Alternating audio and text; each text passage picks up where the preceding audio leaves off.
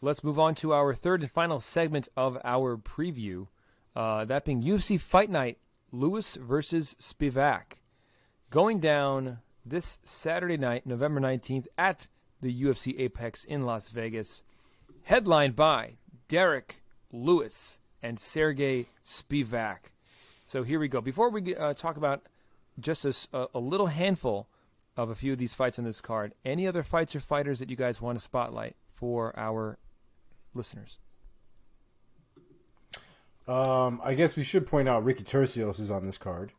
Let's go.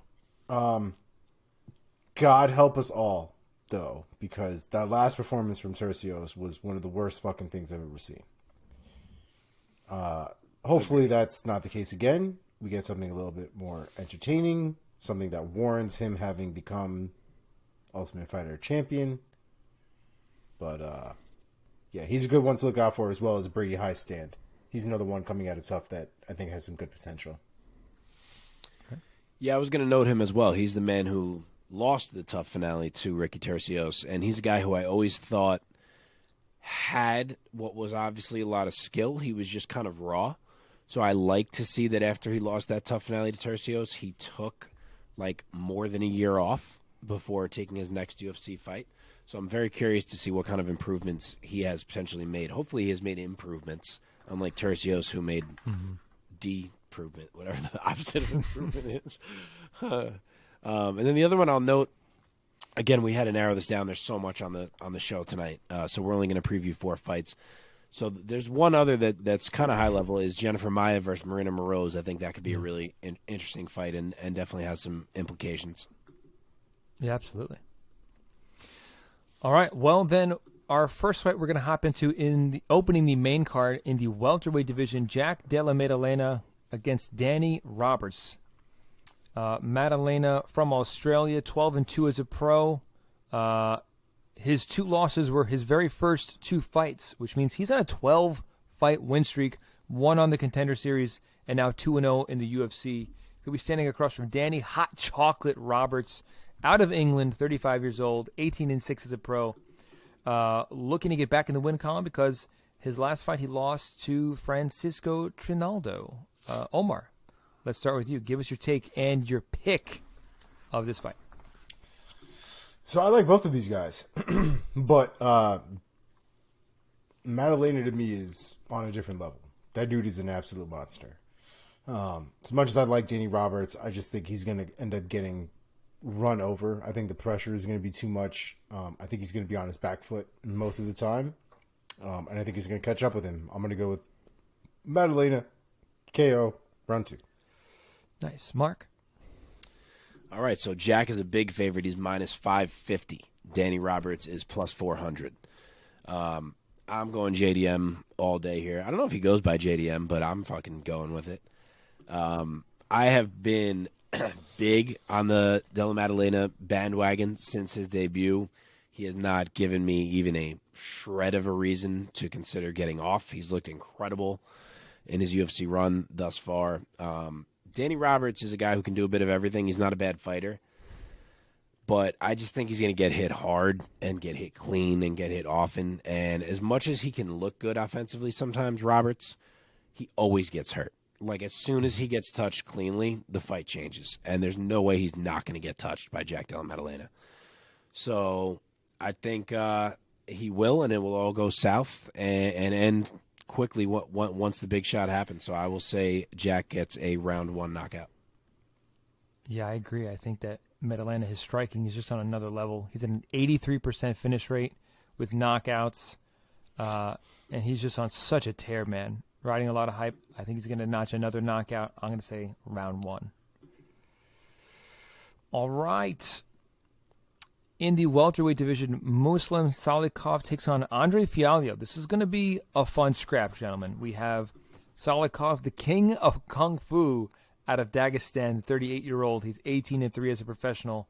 Last fight, he lost to Justice for Li Jingliang back in July. He'll be standing across from Andre Fialho out of Portugal, 16-5 and 1 no contest, 13 knockouts. This is going to be a fun one. Omar, let me start with you. So both of these guys are kind of interesting. I've had my eye on Fialho for a while, but I feel like in recent memory he has dropped quite a few. Or is it just the last one and I'm just thinking it was really bad? I think it was just the last one to Jake Matthews, right? Yeah. Oh, and he also lost against Pereira, but that was quite a bit ago now at this point. Yeah, that was his debut, The beginning of this year. Yeah. I do like Fialho, though. I think his technique is pretty good. He's really well-rounded. As much as I appreciate the skills that Salikhov has, I just think Fialho is more well-rounded. I'm going to go with Fialho. I'm going to go with Fialho by second-round submission. Nice. Mark, what do you got? All right, this is a dead even pick'em. They are both minus 110. I just saw a second ago here that Andre Fialho's got a 4.5-inch reach advantage, which is a lot. And it's a lot for a guy who hits like Fialho hits. So it's kind of making me want to take him, despite maybe the talent in a vacuum making you want to say that Salikhov takes it. I'm torn now. I mean, so there's going to be a lot of kicks coming Fialho's way from Salikhov for sure. King of Kung Fu, obviously. And my other concern in taking the Fialho is if Salikhov turns to the wrestling, because he's not afraid to do it if he needs it, and he has shown that he's capable there. But I said this last time Salikhov fought. I kind of think we got him in the UFC a bit too late. I think he's kind of starting to show signs of going down the other side already and aging a bit.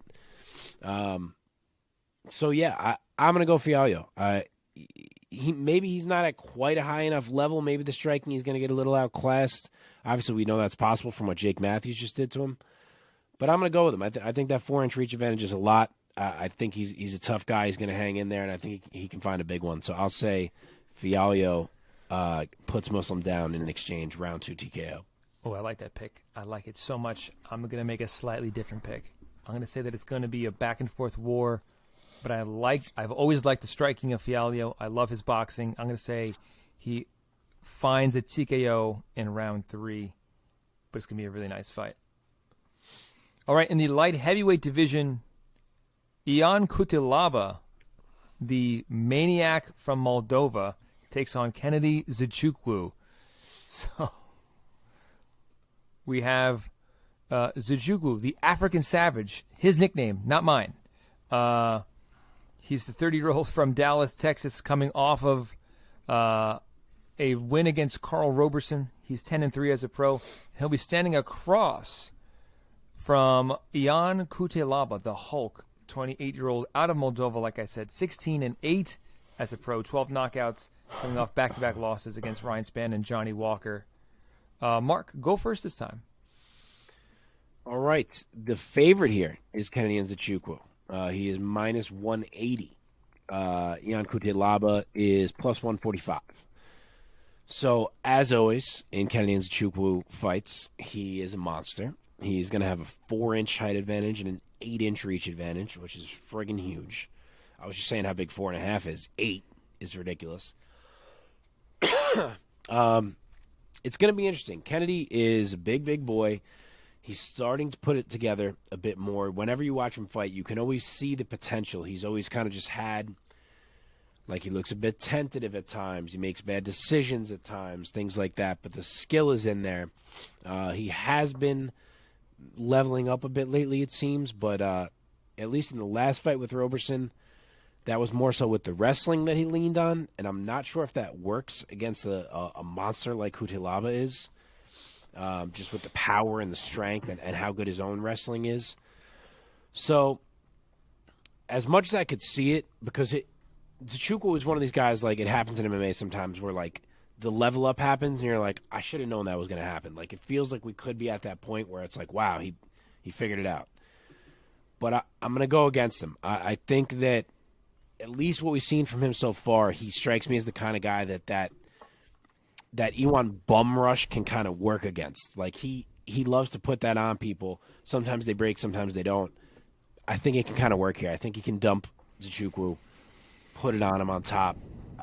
Maybe it gets to the next round. I'll say round 2 TKO Cutelaba. Wow. Nice. Omar. For me, the expectation is Cutelaba winning. And I think if Cutelaba doesn't win, I think we're probably going to see him potentially with some walking papers. I think his best chance of winning it is really to knock him out.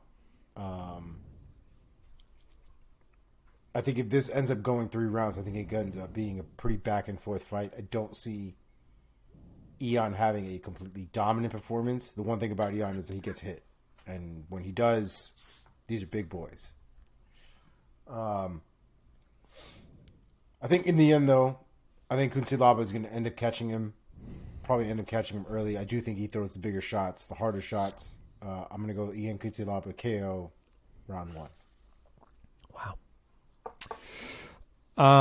I'll never get out of my head Nzechukwu's fight with Olberg back in 2021, and I think this is going to be a back and forth fight. But I think that Nzechukwu he's gained a lot of confidence from fight to fight, and I just see him getting the better of Cutelaba. I think he's going to be surprisingly durable, and I mean Cutelaba is very durable too. But I just see Nzechukwu getting Cutelaba out of there. I'm going to say he finishes him in the 3rd round by knockout, not TKO. I'm going to go all the way, baby. All right, man. Main event time. We have made it. In the heavyweight division, we have Derrick the Black Beast Lewis taking on Serghei Spivac. So Derrick Lewis, the 37-year-old out of Houston, Texas, he is 26-10 as a pro with 1 no contest. Of his 26 victories, 21 have come by way of knockout. He is only one of his last 4 fights, and he's coming off of back-to-back losses against Tai Tuivasa and more recently Sergey Pavlovich. He is I believe he still is the knockout king of the UFC. Yes, I don't think anybody has passed him. I think you're right. Because he became the knockout king with, I believe, his finish over Chris Daukaus back in December. 13. Standing across from him will be Serghei Spivac, the polar bear, the 27-year-old, also out of Moldova. 15-3 as a pro, 7 knockouts, 6 submissions, so a bit more well-rounded. And he has looked impressive as of late, coming into this Saturday night with back-to-back wins over Greg Hardy and Augusto Sakai. Omar, let me start with you this time. Give us your take and your impressions of this matchup. Very consequential heavyweight matchup between Spivac and Derrick Lewis. I think it's a very interesting fight.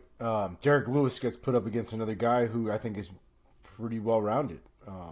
Spivac is decent everywhere. I don't know if I would call him a knockout artist. I wouldn't call him a jiu-jitsu expert. But I think he's a man who knows how to win, who knows how to find his openings, he knows how to take shots when they need to be taken. Derrick Lewis is kind of a bulldozer, right? He kind of uses his strength to create those openings, to almost chop at people until he can kind of hit that spot to turn them off. Very rarely do we see Lewis dominate an entire fight, win a decision, kind of point somebody. His game is usually to go in there and wreck somebody or lose trying. The difficulty here is do I believe he'll be able to do that to Spivac, or do I think Spivac is handy enough to survive that and essentially win playing kind of a counter game with Derrick Lewis? I do think Spivac is good enough. I do think he has the ability to do it. But this is Derrick Lewis. I don't pick against Derrick Lewis. Derrick Lewis by knockout, round 3. Let's go.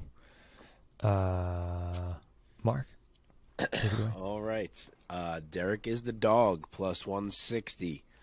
Serghei Spivac is minus 200. Derrick Lewis needs this one. If he's going to keep being Derrick Lewis, he can't lose to Serghei Spivac. Like that's the story here, plain and simple. And I think the pick of this fight is kind of the same thing. It's a referendum on Derrick Lewis. Do you think that he is still a title contender? Because as good as Spivac is, I don't think anyone thinks he's winning a title. So if you think Lewis is still that good, I think you got to go with him. Or do you think Lewis has kind of fallen off a bit, in which case he could certainly lose to Serghei Spivac? And I'm pretty torn, to be honest, as to where I'm at on Derrick Lewis. Prime Derrick Lewis ain't losing to this guy. I will tell you that. They're basically the same size. Spivac, as Omar touched on, really well-rounded. His striking is starting to catch up to the rest of the game. He will certainly look to take Lewis down, if I had to guess. But Lewis is not easy to take down. He's not easy to hold down. No one ever really does that to him. Also, this fight's not in Texas, which is always a plus for picking a Derrick Lewis fight. He usually wins when he doesn't have to fight in his home state. So I don't know. Maybe it could get ugly. We could see Spivac just kind of clinching Lewis and dragging him down, and then Lewis gets up, but then he gets tripped, and they go back down again, and then we say, like, wow, Spivac's pretty heavy on top, and it just starts going how you don't want it to go as a Derrick Lewis fan, but I'm not ready to write Derrick Lewis off yet. I think, as I said, he's he's tough enough to take down. He gets up well enough. There's going to be exchanges, especially with Spivac getting more comfortable on the feet. Maybe he's a little more willing than he should be. I'm not ready to get off this train yet. I will say Derrick Lewis, round 2 knockout. Nice. You know, one guy coming off of back-to-back losses, one guy coming off of back-to-back wins and looking very good, sort of rising in his career. The 10-year age difference is notable to me. Derrick Lewis closing in on 40 professional fights. Spivac hasn't even hit 20 professional fights yet. I just feel like, I mean, clearly Spivac coming off back-to-back wins. I feel like he's on the rise, but I don't think he has the power to hang with Derrick Lewis. I think he's going to try his hardest to make this into a grappling exchange. And I'm going to say he gets it done. I think a Derrick Lewis knockout is very likely. But I'm going to I'll be different and go against maybe my better judgment. And I'll say Serghei Spivac by unanimous decision. Probably 4 rounds to 1 or something like that. I'm not even thinking about the fact that this is a 5-round fight. Wow. Yeah.